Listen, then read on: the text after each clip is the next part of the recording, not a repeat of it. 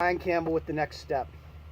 A lot of times when I'm doing videos, I'm trying to give you some information that might help you overcome some obstacles, maybe something that you're looking at life.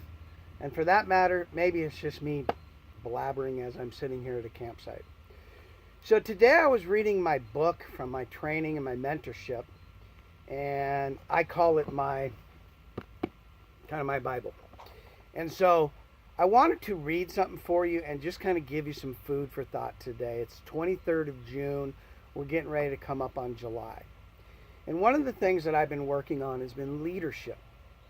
And so as I read in my training, my manual from a mentor, I want you to hear what I have to say.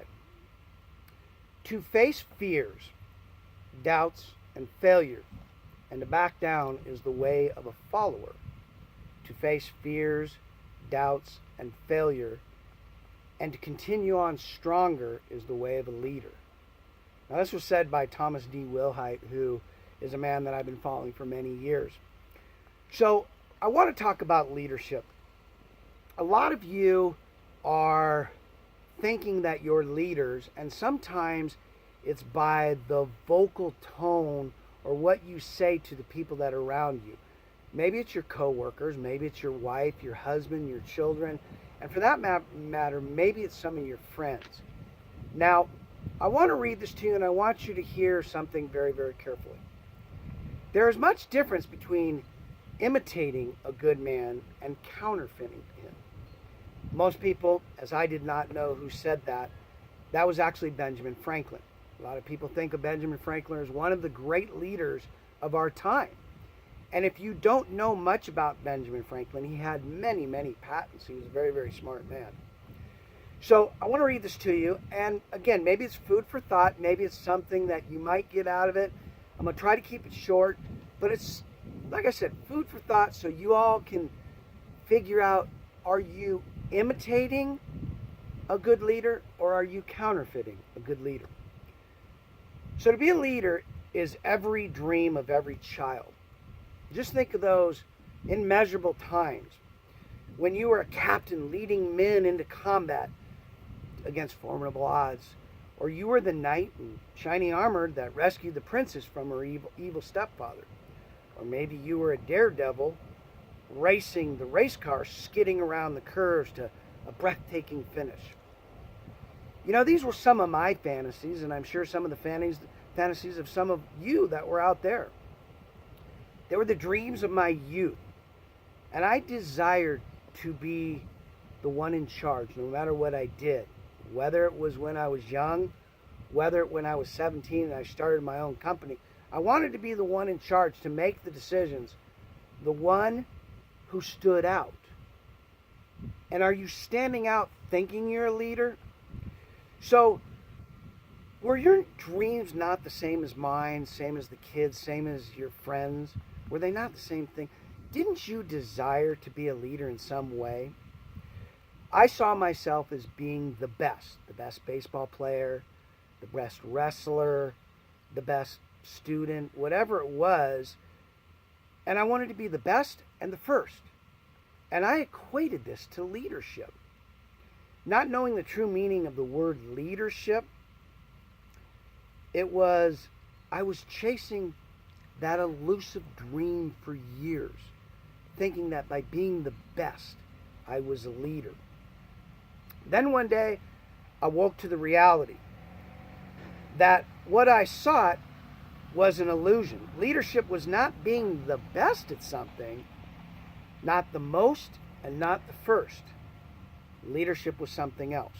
Now, this is where it hit me hard, and I want you to really hear this and allow it to absorb inside. Now, today, I am a leader. I'm not the flashy hero. I'm not the daredevil. I'm not the best at something. Rather, a leader, the true meaning of the word, I'm a leader of myself, my actions. I'm also a leader of those who, by their own free choice, choose to join me and follow me and take some of the teachings that I have and apply them to their life. I understand the meaning of the word leader.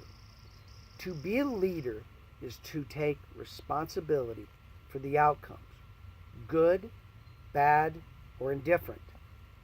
And really taking that responsibility.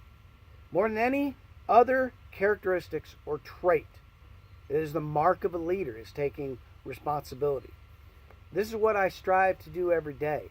When something happens, maybe something breaks, maybe I have a client I'm dealing with and I mess something up, I take the responsibility to take care of that action. I strive to do this every day and to be a leader. Are you a leader now? Have you taken responsibility for your life? Have you taken responsibility for your financial condition? Have you taken responsibility from your communications to your kids, to your parents, to your loved ones, maybe your coworkers, maybe your boss? More importantly, have you taken responsibility to make sure your marriage works? A lot of times I hear, well, she does this or he does this, and not taking responsibility of your actions in a marriage usually leads to divorce. Have you taken responsibility for where you live? I hear so many times, I have to live here because I don't make enough money. Have you taken responsibility for the job you've gone after, the career you've gone after? These are some of the things that I'm talking about taking responsibility. Have you taken responsibility for being? Just being.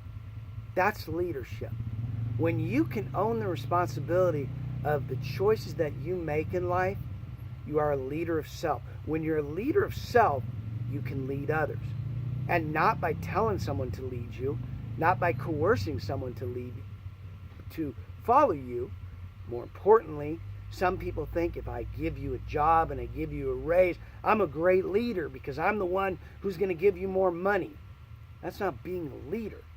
See, when someone follows you, when you follow me on Facebook, when you follow me on YouTube, when you follow me from my website, that's a choice.